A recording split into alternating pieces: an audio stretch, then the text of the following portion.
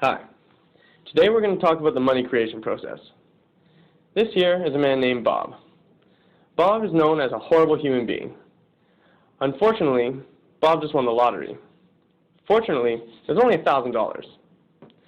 Bob takes his $1,000, brings it all the way to the bank where he puts it in his bank account. The bank then decides to take that $1,000 and puts it directly into their vault. Now, every bank has a target reserve ratio. But what is a target reserve ratio, dude? A target reserve ratio is the percentage of deposits that the bank needs to hold on to unless Bob wants to come back to withdraw some of his money.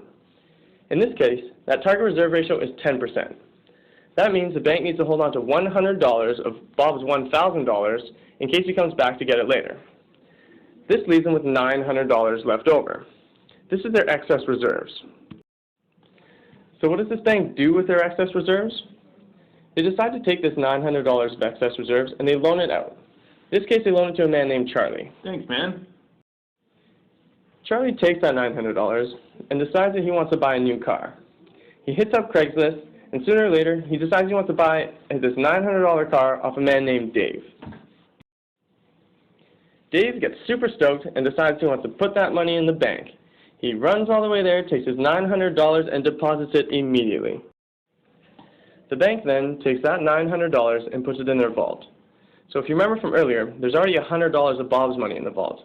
That means now there's $1,000. But because the bank only needs to hold on to 10% of their total deposits, which is currently $1,900, that means they only need to have $190 in their vault. And because they only needed to hold on to 10% of Dave's money, that means they have $90 for their reserves and $810 for loans.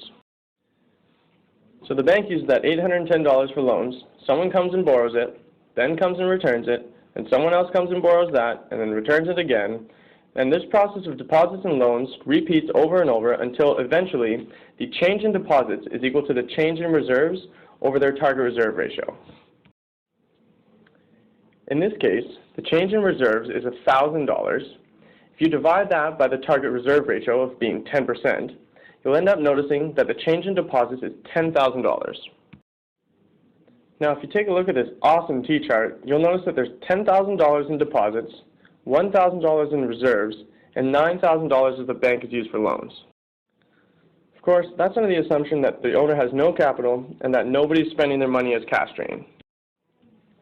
Long story short, the process of money creation took Bob's initial $1,000 deposit and turned it into 10 grand.